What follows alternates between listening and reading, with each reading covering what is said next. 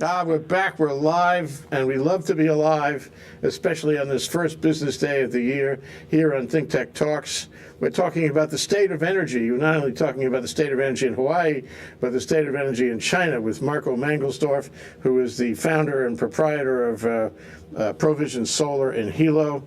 And we're calling this show Marco in China. That's because Marco is in China, joining us by Skype from Shanghai. Welcome to the show, Marco.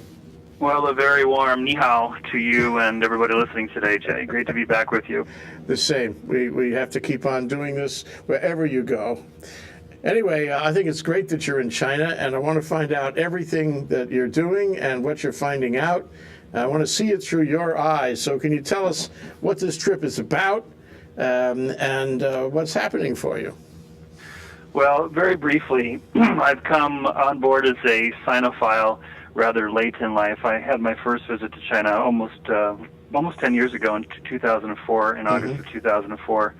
And I've been back now, 8, 9 times since, and I've developed a very great fascination for Chinese culture, Chinese politics, and Chinese energy issues because I've been in the energy field myself this is year 36 for me, and the center of gravity for PV, both in terms of production capacity and also as of 2013, as far as consumption, has shifted rather dramatically to China. I mean, China was manufacturing well over 60% of PV products these past several years, but it's only relatively recently that their consumption has gone up dramatically. So the domestic Chinese market is now the largest consumer of PV capacity in the world, surpassing by a substantial percentage Japan, which is number 2, and then Europe, and then the United States. So this is really, I think, the center of action here, both in terms of production and consumption, and it's just fascinating to be here on the ground as I try to get here at least a couple times a year and meet with my friends who are in the energy industry and read the local press and kind of get a sense of finger on the pulse as far as what's going on right now. And of course, it's not just solar energy that the government and the Communist Party are interested here, but all forms of energy, because their consumption has just gone up so dramatically. And I'll give you one really striking statistic. From 2004 to 2010, a 7-year period there, energy consumption in China went up 50%, 50. Oh, and compared to the so-called developed countries of the United States, Germany, France, Britain, Japan, if you look at that same time period, energy consumption was flat, if not actually went down somewhat. So here you have in the developed world energy consumption being relatively flat or actually decreasing due to the recession in 2008 and also energy efficiency matters, whereas in the developing world, China, India, Brazil, to take several examples, you see a dramatic increase in the consumption of energy. So the party and the government here are very focused, very, very focused on where is all this energy going to come from as they continue to grow their economy at a 7+% per annum clip. So it's just a piece of the puzzle here, solar energy is, as they look at nuclear, coal, natural gas, and all kinds of other ways to continue to fuel the very energy-hungry Chinese economy. Well, you know, Hu Jintao talked 2-3 years ago, maybe 4 years ago, about changing the way China worked to make China itself a market. Instead of exporting everything, like, say, PV panels, he wanted China to become a consumer and have it and be its own market, to buy its own products, and I think that's happening. So I guess a lot of the PV that's being made in China is staying in China, and it's being deployed all around the country, and that has got to have a profound effect on the mix of what they use. Because, you know, when I was there, and I went for the first time also in 2004. You know, I've only been there 3 times. I feel like I have to go again now. But, you know, the coal was the big deal. We went in the Yangtze River, and coal was everywhere, barges of coal everywhere, up and down. And so it must be changing because of the PV, because there's a consumer, you know, market taking the PV. Am I right?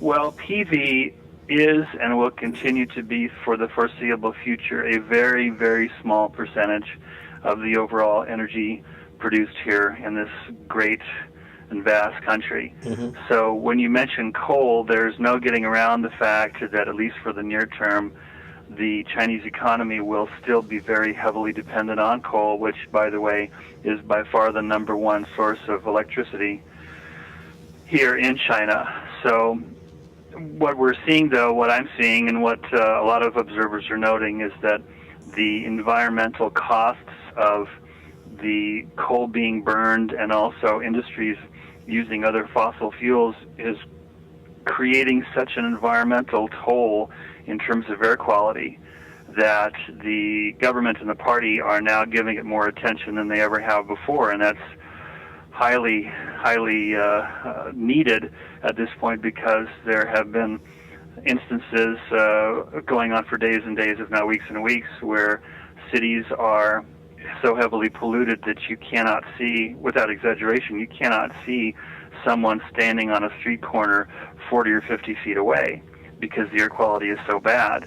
And there's a greater concern on the part of, obviously, the people who live here, because they see it, they breathe it every single day.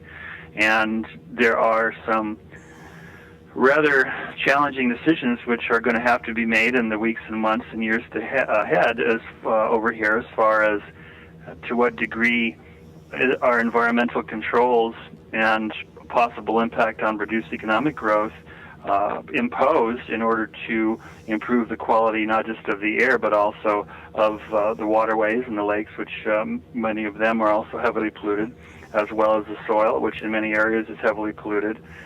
So there's a new debate now, which I think is high time and well overdue to take place over here, in terms of how do the Chinese people move forward with having adequate economic growth and promoting this, as you mentioned, greater consumer society, but at the same time not polluting themselves out of the only home that they have. So it's this grand experiment unfolding that it's way too soon to determine how it's going to all end up.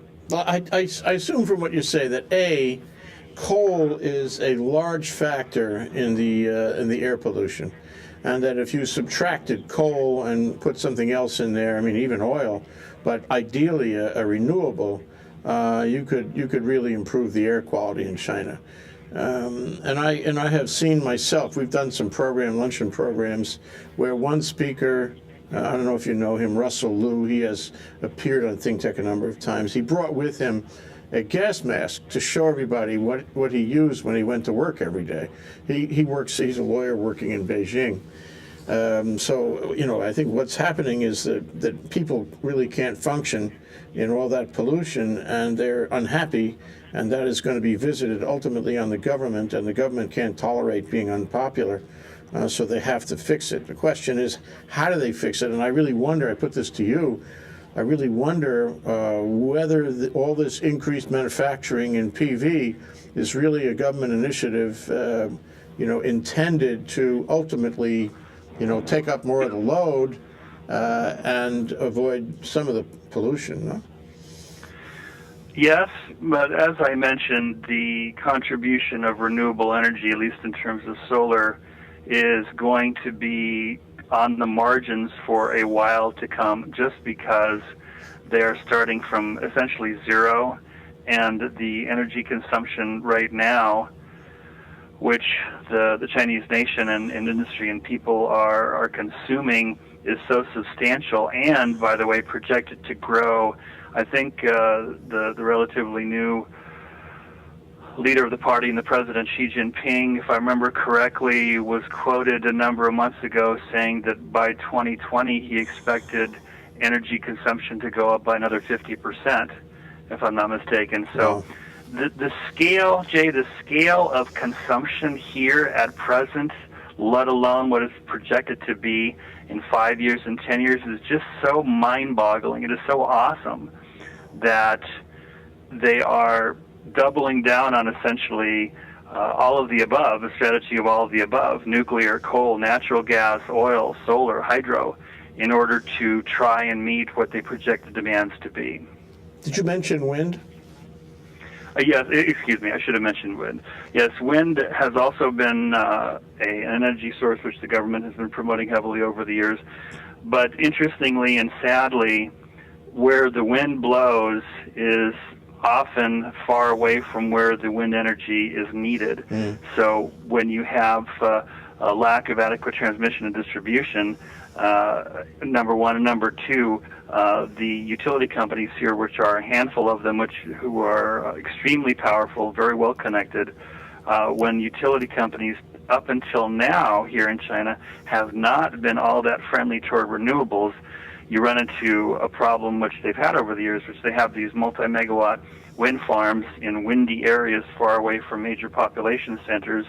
And number one, there's no easy way to bring that power to the major population centers. And number two, you've got utility companies who are less than enthused about being the conduit for providing that type of infrastructure. So I read a very striking figure a couple years ago, and I was on sabbatical here studying Chinese, which is that at that time, 50% of all the wind energy produced during the previous year went absolutely nowhere. You mean it was dropped, it was grounded, it was... There wasn't the infrastructure or the willingness on the part of the utility companies to be able to provide the power from where it was produced to the power where it's consumed hundreds if not thousands of miles away. So having these multi-megawatt wind farms spinning away majestically, which make for great photo ops, I mean, that's all well and good, but if people aren't using the power because there's no way to get to the power to the people, then it's just a nice photo op, but it doesn't do much good.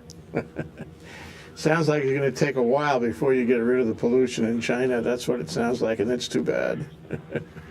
Well, I've been reflecting on this quite a bit just over the past few days, and if you look at kind of the beginning of an modern environmental ethos in the United States, you can go back to Earth Day in the early 1970s. And the fact that, interestingly, a Republican president by the name of Richard Nixon was the one who actually started the Environmental Protection Agency. And that is now 40-plus years ago. And over the past 40-plus years, both on our national and state level, there has been an acceptance and an embracing of an environmental consciousness, an environmental ethos, environmental values in the calculation of, do we build a power plant here? If so, do we have scrubbers that are going to clean it to 99%? What kind of pollution control efforts do we have? How do we protect the people who live within our confines from polluted water, polluted air, polluted food? So that has been an ongoing discussion within the U.S. over the past several decades, whereas from what I can tell, this is a relatively new phenomenon where there is the beginning now over the past handful of years of a greater environmental awareness, a greater environmental ethos here in China that hopefully will be able to gain more momentum and more followers, essentially, both up and down the party hierarchy and up and down the government hierarchies, that will make environmental concerns and environmental values a greater weight as they're being considered, or as development plans are being considered. I can only hope that's the case, because there are the worst polluted cities on the planet are here in China, and the Chinese people deserve better, and I believe that hopefully there will actually be tangible and concrete measures, greater tangible and concrete measures being taken in the months and years to come. Yeah, well, I think that they won't tolerate it. It's interesting, their capitalism is going through all the stages we went through, but quicker. And I think the environmental concerns will come quicker because the pollution has come quicker. But what about nuclear? You mentioned nuclear among the array of powers that Chinese were using. Is that a serious part of the mix? Is it near the cities? Do you know anything about it? It is, and in fact, if you go back to the earthquake and the tsunami off of Japan, March of 2011, and the damage that took place at the Fukushima Daiichi nuclear power plant, which is still an ongoing environmental nightmare for both the Japanese government and for Tokyo Electric Power Company, TEPCO, and will continue to be for decades to come. The Chinese, of course, saw that happening in a close-by neighbor, and they essentially said, well, we are going to continue to double down on nuclear. We will make sure it's safe, and there are a dozen or more very large-scale nuclear power plants either being built in China or on the drawing boards. The thing with nuclear power plants is that you need a tremendous amount of water to be able to cool the reactor core, and there are many parts of China which don't have much of a supply of water, so typically you see nuclear power plants next to oceans or large bodies of water for the necessary cooling water. So far, the nuclear power plants that are in operation in China or on the drawing boards are within the coastal range, and the provinces of Guangdong and Fujian and Zhejiang are the areas along the East China Sea and South China Sea where there's more nuclear power development, less so when the further you go inland. But nuclear is going to be only a small contributor, at least in the near term, as far as overall power consumption. The last figures I have, which I believe go back to 2012, is that in terms of electricity production, more than 70% come from coal-fired power plants. So there's just really no getting around the reality right now on the ground here that the large percentage, the substantial majority of power being produced here in China is coming from coal power plants. What about, well, we'll take a break, Marco, but when we come back from the break, I'd like to ask you if you see signs of efficiency and whether energy efficiency is playing a role in China's development of energy. That's Marco Mangelsdorf. He's the founder and principal of Provision Solar and Hilo. He joins us today by Skype telephone from Shanghai. This is Think Tech Talks. I'm Jay Fidell, and the show is The State of Energy. We're calling it Marco in China. We'll be right back. Aloha, I'm Nicole Horry for Think Tech. For nearly half a century, the Hawaii Foreign Trade Zone No. 9 has brought the benefits of the Foreign Trade Zone program to Hawaii businesses and entrepreneurs. DBET, the Department of Business, Economic Development, and Tourism, operates Hawaii's Foreign Trade Zone program to encourage international business and economic development. The Foreign Trade Zone's mission is to increase the amount of international trading activity in Hawaii, thereby providing employment opportunities for the residents of our island state. For more information, see ftz9.org. I'm Nicole Horry. Mahalo. Okay, we're back. We're live. I'm Jay Fidell. Here you are on Think Tech Talks in the State of Energy, which is Hawaii, but it's also in China. And Marco Mangelsdorf, the principal of Provision Solar and Hilo, is in China, in Shanghai right now, and he joins us by Skype, and we're calling the show Marco in China because we like that. So, Marco, what signs have you seen of a concern among the people in China about energy efficiency? Well, this has been a very hot topic for both the current leadership and the past leadership, because there is the recognition that the Chinese economy has been very energy intensive over the past decades, especially when you look at the so-called heavy industry part of their economy. And there is the belief and the desire to go towards a more high-tech, less energy-intensive economic model, more along the lines of what has been happening in Japan, Western Europe, and the United States over the past 10 or 15 years. So they recognize, leadership recognizes that they would do well by starting to shift from heavy industry to more high-tech, less energy-intensive, and more energy-efficient economic models, especially in the coastal areas where high-tech and manufacturing have become much improved and much streamlined and much more energy-efficient over the years.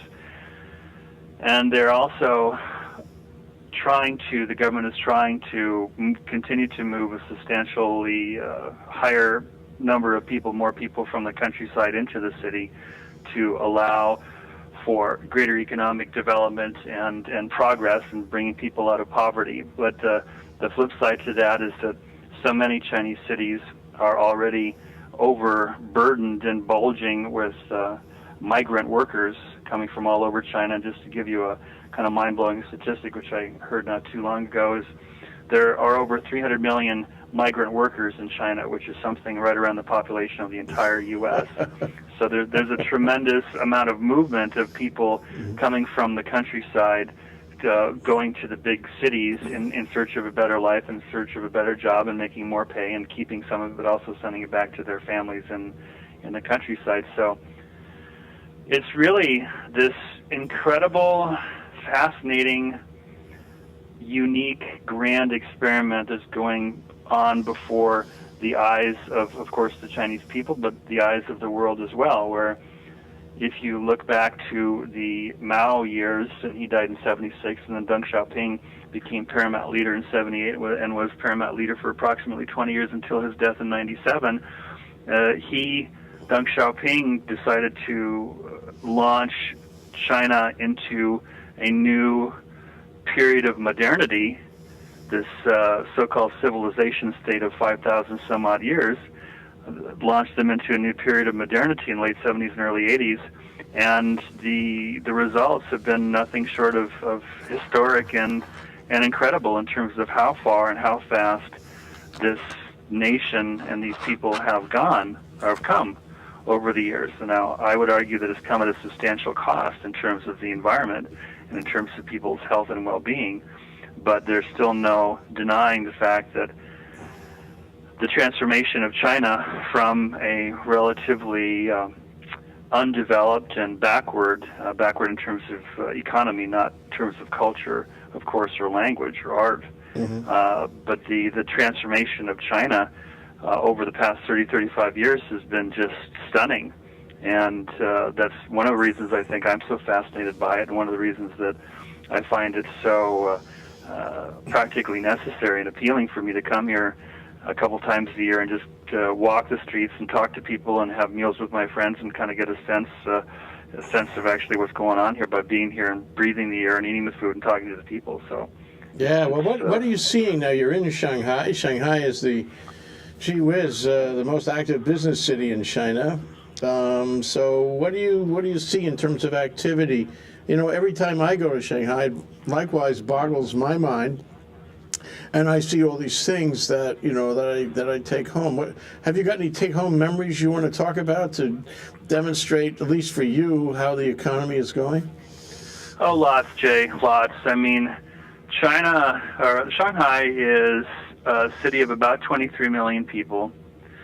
It's interestingly, as many other parts of the world, you have rivalries between various cities. I grew up in the San Francisco Bay Area, and if you grew up in the Bay Area, then oftentimes you didn't look too kindly towards the folks who lived in L.A. because, of course, there were the L.A. Dodgers there, and you were a Giants fan or 49ers fan. But just, it's common that you'll have an attachment or loyalty to where you happen to be born and where you grew up. So, interestingly, the people in Beijing, which of course is the capital, the people in Beijing typically think that the Shanghainese are fairly stuck up and that they're not really Chinese. Not really Chinese in the sense of there has been so much foreign influence here over the centuries, going back to the mid-1800s, that somehow Chinese culture has been diluted or been changed to such a degree that the people who live here, that the Shanghainese, as they're called, aren't really Chinese. Mm-hmm. But I find the city to be incredibly vibrant. If you have money, you can get anything you want. I stop by on a regular basis right outside of my apartment here. There's a fresh fruit smoothie stand that makes the most wonderful combinations of fresh fruit smoothies. And one of my favorites is fresh coconut water out of the husk, which they poke with an ice pick and they pour directly into the cup, and then they go ahead and throw in some mangoes, which is my favorite combination. So I have mangoes and coconut water every day, and that's part of the great entrepreneurial spirit that I'm finding here. But when I was getting my juice yesterday, there was this absolutely gorgeous pale blue Bentley that was parked on by the curb there, and I was thinking to myself, well, this Bentley cost more than what a dozen or more people could make in their entire lifetime. but that is part of the new China, where you have some people who are able to parlay their connections or their smarts or their business acumen into becoming quite wealthy. So there is a voracious appetite for new vehicles here, and all the major automakers, and especially the luxury ones from Mercedes to Bentley to Porsche, Ferrari, Lamborghini, they're all very well represented here because there is so much money by the new rich class. So my takeaway is that this particular city in China is the epitome of what the new China can be if you have money. But on the other side of that, it's also a place where there are lots of people toiling away at low-wage jobs who have come from 2,000, 3,000 miles away from the Chinese hard land, and who are living 4 or 5 to a dormitory room, and who are having to take a bus or walk or take the metro, a combination of all of the above, for an hour and a half to be able to get to work every day.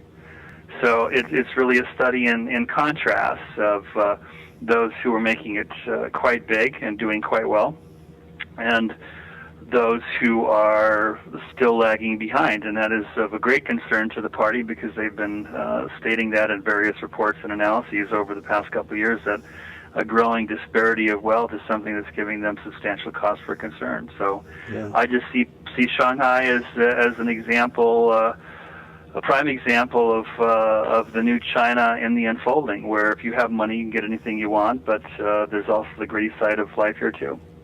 Why does that sound like the U.S., though? That rings a certain resonance with the present trends in the U.S., too, the disparity particularly. Anyway, I wanted to ask you about, whether, there's an export zone that was created, a kind of tax-free zone. Free trade zone. Free trade zone in Shanghai.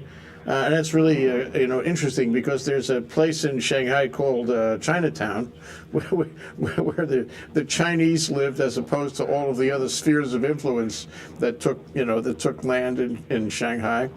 And now there's a free trade zone on top of that, and the notion that I suppose they wanted to emulate Hong Kong, or maybe make Hong Kong wonder if it would always have the special, unique free trade aspect. Have you seen that unfolding? Have you seen any signs of business within the free trade zone? That has been the subject of quite a bit of press recently, Jay, and I have to admit I haven't been following it all that closely, but it is a way, obviously, of trying to attract outside investment money to flow into China, to be able to create production capacity and to give people jobs. So it's a work in progress. I don't believe that there is a bona fide, ready-to-go free trade zone at this time. I believe it's still in the discussion or construction phase. So, but interestingly, I went to one of the markets I go to that has this mind-boggling collection of any type of personal goods you want to get, bags and shoes and watches and scarves. I mean, and there are literally 100 or more in this 3 or 4 story building, and I found a pair of shoes that caught my fancy, and I thought for sure that they were most likely made somewhere in the heartland of China, in mainland China, and lo and behold, I asked where they were from, and the woman immediately said Hong Kong. So I thought to myself, how strange. Why would Hong Kong shoes end up in a marketplace in Shanghai? I can only speculate that's because they're cheaper to make in Hong Kong than they would be in some factory 200 miles or 500 miles from Shanghai. Well, maybe the quality was such that whoever was marketing them felt there was demand for shoes of a higher quality. The other thing I wanted to ask you about China, on this side of the pond, so to speak, everybody wonders where the Chinese are. Are they coming here? Are they investing? Are they building? Are they engaging in any substantial increase in tourism? In fact, there was an article in the paper recently in the last day or two to the effect that yes, the Chinese were coming and there were more Chinese here. But I'm not convinced that that's so, and I wonder if you could help us understand the Chinese view of Hawaii. Whether Hawaii really means a tourist destination or a destination at all to them, because we know they're traveling everywhere in the world, and they're becoming very seasoned travelers, very very Akamai travelers, and they don't seem to be putting all their travel dollars here. Any reaction, any thought over there about that? Sure. I mean, well, you look at the data, Jay, and it's clear that over the past 4 or 5 years that the number of visitors from the People's Republic of China coming to the Hawaiian Islands has been going up at a steady clip, and that more and more hotels are finding it necessary and a good thing to find staff who are relatively fluent in Mandarin. And I mean, talk to Mike McCartney, the HTA, and I'm sure he'll give you an earful in terms of how the HTA, Hawaii Tourist Agency or Authority, is banking on more and more Chinese coming to Hawaii. So I can tell you virtually without fail, whenever I mention where I'm from, there will be kind of eyes widening for those people who have heard of Hawaii about how beautiful it must be. So Hawaii has this this magical, mystical, wonderful quality to at least the Chinese I've spoken to here, and I share with them that, well, if you have the money, you can fly nonstop from Shanghai to Hawaii on China Eastern Airlines for about a 9-hour trip. And now I haven't taken that particular flight yet, but I believe it's running several times a week. So as more and more what I'll call middle-class, upper-middle-class Chinese are able to have that disposable income to be able to buy a Bentley or to be able to buy 2 cars or be able to put their kids through public schools or be able to send their one and only child to an American university, which, by the way, we have a record number of Chinese students studying in the U.S. right now, which I think is a very good thing. Mm-hmm. That as the Chinese middle class continues to prosper and to grow in actual numbers, they are going to want to travel to interesting exotic destinations. So I think one of the biggest challenges, and the entire Hawaii congressional delegation from Maisie to Brian Schatz to Colleen and Tulsi understand that trying to make it easier for Chinese to get visas to come to the U.S. would be is a very good thing, because right now, in order to get a U.S. visa, it can be a rather difficult and time demanding exercise, and of course, without a U.S. visa, you can't come into the country. So, if you make it so that Chinese can come to the U.S. without having to go through the hoops of the visa application, I think there will be a substantial increase in the number of Chinese coming to Hawaii and enjoying the experience there. Yeah, particularly when you consider that Hawaiian Airlines is going to be running direct flights also within the next couple of months. That's right. Yeah, they start in April, flying nonstop from Honolulu to Beijing. Yeah. Marco, we're going to take another break. This is Marco Mangelsdorf. He's the principal of Provision Solar in Hilo. He's in Shanghai and joins us by Skype. This is Think Tech Talks, talking about the state of energy. And the title for our show is Marco in China. Marco will be right back in a moment. We want to thank our underwriters. Hawaiian Electric Company and its affiliates Maui Electric on Maui and Hawaii Electric Light Company on Hawaii Island are deeply committed to the communities they serve. Galen Ho is a senior executive of BAE Systems, a global defense, security, and aerospace company. The High-Tech Development Corporation, the state's leading technology agency, attached to the Department of Business, Economic Development, and Tourism. Castle in Kokowai, with a time-honored legacy that spans more than 160 years and revolves around its mission of investing in Hawaii, creating communities, and providing for the needs of our state. Hawaii Gas, formerly the Gas Company, a proponent of the Liquefied Natural Gas Initiative, helping Hawaii achieve its transition to clean energy and a better energy future. Collateral Analytics, a Hawaii-based tech company empowering the real estate industry with greater and faster access to the tools and data they need to make better informed property investment decisions.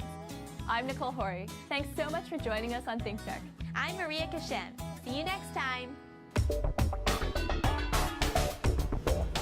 Okay, we're back. We're live. We're at Think Tech Talks on the state of energy here on Thursday.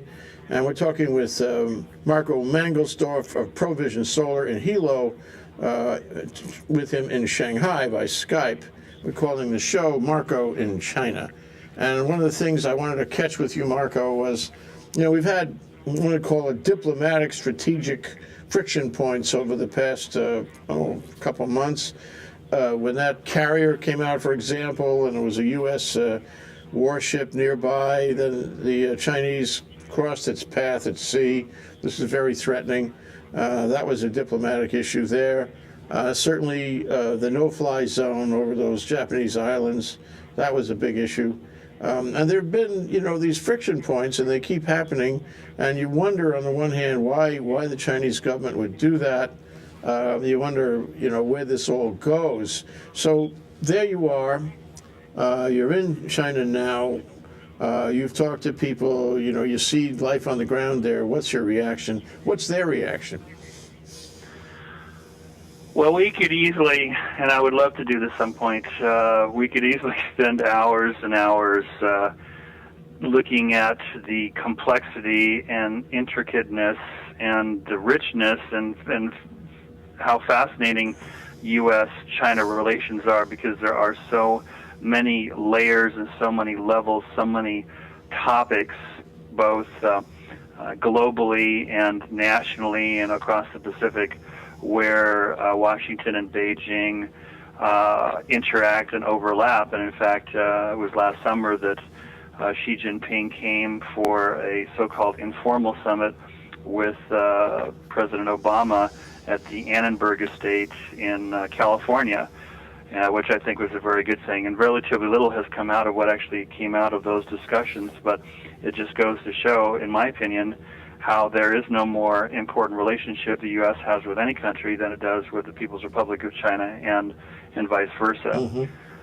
So regarding energy, there have been efforts over the past several years on the part of both the U.S. Department of Commerce and also the associated or similar organization for the European Union to go after Chinese PV manufacturers with allegations that these PV manufacturers have engaged in unfair trade practices in terms of dumping product below market value. And without getting into too many of the details on that particular story, what I wanted to bring up is that just the past handful of days, Solar World, based in Germany but also has a facility in Oregon, Solar World, launched a new round, essentially, of complaints with the U.S. Department of Commerce, essentially alleging that the anti-dumping rules and decisions that the Department of Commerce came to at the end of 2012, that effectively that the Chinese PV manufacturers have been avoiding that by creating loopholes,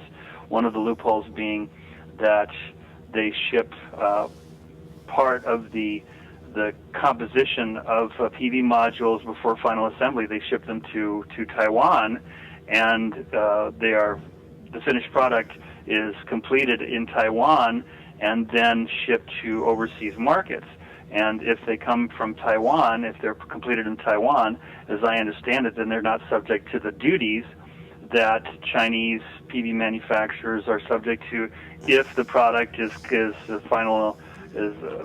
assembled in completion here in China. That's very clever. So, yes, well, it continues. It continues essentially what I feel and a lot of people describe as the trade war between the U.S. and China regarding PV manufacturing, as well as between the European Union and China regarding PV manufacturing. And to what extent that's justified, that's certainly in the eye of the beholder. But what's clear to me is that one of the casualties of the trade war is that you have the hottest and biggest PV market on the planet, which is in China now, and it's more than likely that the ability of an American, European, or Japanese PV manufacturer to get into the largest market on the market here in China is practically slim to zero, because there's little or no incentive for the government here in the party to be able to allow for outside PV manufacturers from Europe, the U.S., or Japan to be able to compete in this big market here in China, when those same governments, at least in terms of the Americans and Europeans, are bashing Beijing over the head regarding allegations of unfair trade practices. So yeah. On the other hand, what did you tell me of the top 10 PV manufacturers in the world? 9 of them are from China or Taiwan, and only That's one correct. of them is from the U.S. And as a result, most of the PV that's available in the market right now comes from China. That's correct. This is extraordinary, and I mean, I think, as in so many other things, we're going to lose the manufacturing option to China if we haven't already lost it to China. Well, we have, and that's really sad to me, Jay, because if you go back 15, 20 years, 10, 15, 20 years, you would see that the United States was at the top of the heap in terms of PV manufacturing, and now we're all of 3%. And that number is shrinking year to year to year. It's hard to find more than a handful, as in one hand, 5 fingers. Hard to find more than a handful of PV manufacturers in the U.S., Solar World being one of them, Suniva being one of them in Georgia, small company I deal with, One Soltech in Texas. But, I mean, it's a brutal market, and how it's going to shake out, I think it's inevitable, at least in the short term, that PV manufacturing is largely disappearing from the U.S. and is relocating to places where it's just cheaper to do. Yeah, that's very interesting. And it's all, I mean, this is all sort of, gelled. It's all sort of switched over here only in the last half dozen years, maybe. I mean, they were not doing that much of it until recently, and now they're everywhere. And I mean, they wanted to get into the market, and boy, they did. The other thing, though, is that how does this affect PV here in Hawaii? I'm shifting, Marco. In the last 10 minutes of our show, I'd like to talk about Hawaii. And PV is really the headline of renewable energy in Hawaii. So can you tell us how it's doing, particularly in view of this change in the source of PV, cells and panels, and also, what has happened in 2013, and can you give us a kind of a New Year's review of PV in Hawaii? Sure, I'd be happy to. A couple of things regarding this month, January. We should be seeing a couple of reports come out that I think should be very interesting and add something substantial to the overall debate about PV in Hawaii. Number one, we'll be getting the reports that the HECO companies and KIUC over in Kauai will be submitting to the PUC as far as total PV capacity installed during the previous year. So that'll give us all a chance to see actually what went in and what went online compared to the previous year. And second, the Department of Taxation should be releasing figures showing what the state renewable energy tax credit hit was from the monster year of 2012. And that should all coincide more or less with the opening for business of the next session of the Hawaii legislature. Wow. So I think those will be 2 important pieces of the puzzle in terms of what the legislature will do regarding the tax credit. And if I was a betting man, I'd say there's a better than even chance that when all is said and done by early May, that there should be a finished bill that should go to the governor's desk that will tweak or tinker or reduce or sunset in some form or fashion the current solar tax credit. But I think 2014 most likely will be, as we look forward, down somewhat from 2013. 2013 probably will be down somewhere around 20% in terms of PV permits, and probably more or less that same amount as far as overall PV capacity, maybe a little bit less of a decline. And dealing with the grid saturation issues on Oahu, and of course across the entire state, but especially on Oahu, that's been so prominent in the news, as we've had people from reporters from Bloomberg News and from Reuters and other national attention of writers and analysts who've been looking at our market and come up with all sorts of interesting observations to make. But I go back to what I've said so many times in the past, is that the practically close to 300 contractors on Oahu who pulled permits, PV permits in the past year, that simply is an unsustainable number for that size market. And as the market continues shrinking, the pie continues to shrink, although not dramatically as in off the cliff, it will be leading to both large, medium, and small players leaving the market. And as much as people want to bash HECO, which there's no shortage of individuals, homeowners, and business owners doing that, the practical, realistic constraints of the utility company to dramatically increase their ability to take on a lot more PV capacity is significant. I mean, those constraints are significant right now. So I think there will continue to be kind of marginal, nominal increases, as they'll add a grounding transformer here, or they'll redo the calculation for this particular circuit and decide they can get another 200 kW on that particular circuit. But in terms of being able to open the doors wide open and say, okay, we want all comers and we'll allow anybody and everybody to hook up to the grid, I just don't see that coming in the near term, and that's going to be a continued point of friction between legislators and the public and the PUC versus the utility companies. And well, I mean, even with all the hype and the rhetoric and the political positioning, I mean, as a matter of logic, you can't keep feeding all this feed-in tariff energy into the utility when there's no storage system. They can't use it, and in fact, it could fry their equipment. And I just wonder where this all ends up. It sounds like it's going to end up with a pretty big limitation going forward. They just can't take it, no matter how smart the grid gets. You still have to have a place to put it, and if you have no place to put it, you can't take it, and certainly you don't want to pay for it because that's at the expense of all the other ratepayers. So it sounds like we're at a crunch point here, and it's all being revealed, in this transition between 2013 and 2014. I agree, and to take it to the micro level, I was watching via the video over here on my laptop. I was watching two of KHON Channel 2 reports over the past week by one of the reporters there, as far as what's been going on recently, as far as delays of PV systems installed being inspected by HECO, as well as the continuing really sad and lamentable behavior of a number of PV contractors who are continuing to install PV systems without getting HECO approval, which is just a lose-lose-lose situation for everybody. And without telling their customers, too, right? Without telling their customers this is not a sustainable practice.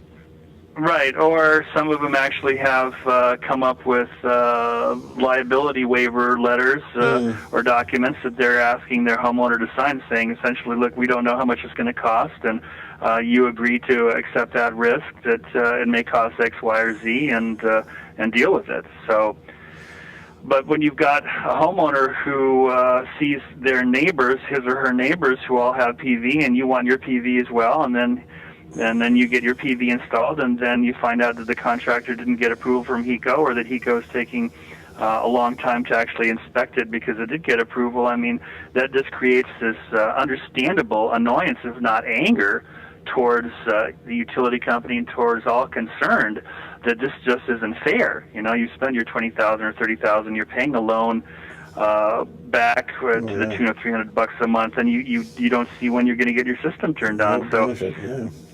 Well, do you think at the end of the day there's a possibility that they'll come up with a box, sort of a curtailment box, and they'll say, we will buy, this is the utility, we will buy power from you. We'll take it, it's okay, when we can, but when we can't, we're going to shut it off. We're not going to take any.